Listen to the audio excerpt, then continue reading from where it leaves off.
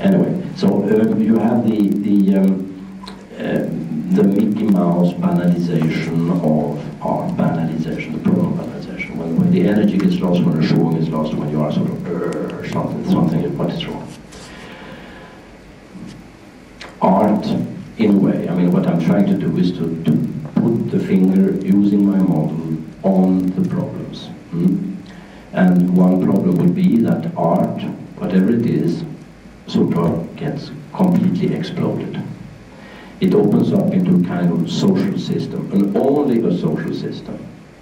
There is no aesthetic reflection, there is no aesthetic philosophy, there is no philosophy at all. At the best it becomes sociology, some psychology. And at the extreme, what happens, it turns into a big vernissage. You know, the vernissage where you don't see the art because there are so many people standing around, you know. And maybe someone stumbles on the sculpture that gets destroyed, nobody cares, and the artist is also drunk in a corner. So, what is, this is one, the explosion of art, okay? Now, of course, thinking symmetrically, chicken soup, there is the implosion of art. What would the implosion of art be? The implosion of art would be simply that, sorry, that all the ones, and I think this was, for many of us, brilliantly explained, for instance, in Totalkunstwerk Stalin by Boris Groys is a fantastic explanation of this kind of thing, where all the actors that are in the system, that sort of dance around this kind of, when it works, that dance around this, and create different meanings, and sort of moving, floating all around, when they get sucked into the art. Sucked into the art, and the art becomes sort of, is overwhelming and taking over, complete totalization of art. So these are the big problems, I would say, and of course there are sub-problems of that too, but that are threatening. And how it comes that art, well, is the banalization of art, is this what is the fate of advertising? How come art and advertising has problems living together? What is here? And is totalization of art something which is the fate of corporate art? There's a fantastic book by Alexandra Mir called Corporate Mentality, which sort of brings together interpretations of what happens in big corporations, interpreted by artists, maybe illustrating this kind of situation where it becomes organizational culture and things like that. All right. We end up with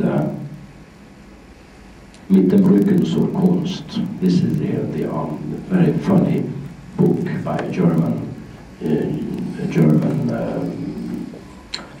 art historian who realized that big CEOs in Germany want to be shown with art, but they turn the back to the art. Anyway. Yeah.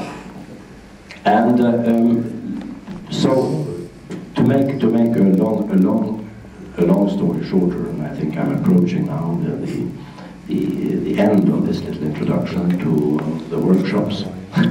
We could say that using this what I'm offering is a kind of hypothetical model for understanding that what artists are doing is extremely important if we want to have anything to do with management and anything to do with entrepreneurship.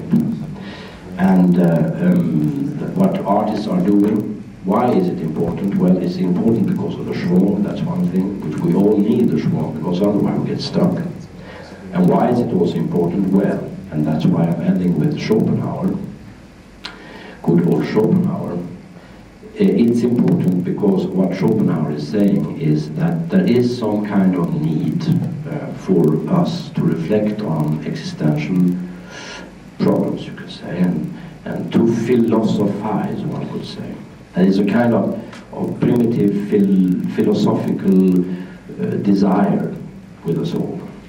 And what Schopenhauer was saying, and that of course what Mr. Wagner, being a good entrepreneur, was jumping at immediately. Schopenhauer said that, well, in India, and don't forget he was a New Age guy in the beginning of the 19th century. I mean, he was reading Bhagavad Gita and Upanishads and things like that, newly translated into German. So he was really on a trip to India. I said, this in India is fantastic. Oh, India is really interesting. There you have gurus and people are deep and so on. But in Germany, what you have Hegel. And Hegel, he's a jerk. I mean, Hegel is just talking words. Why? To organize his Prussian state.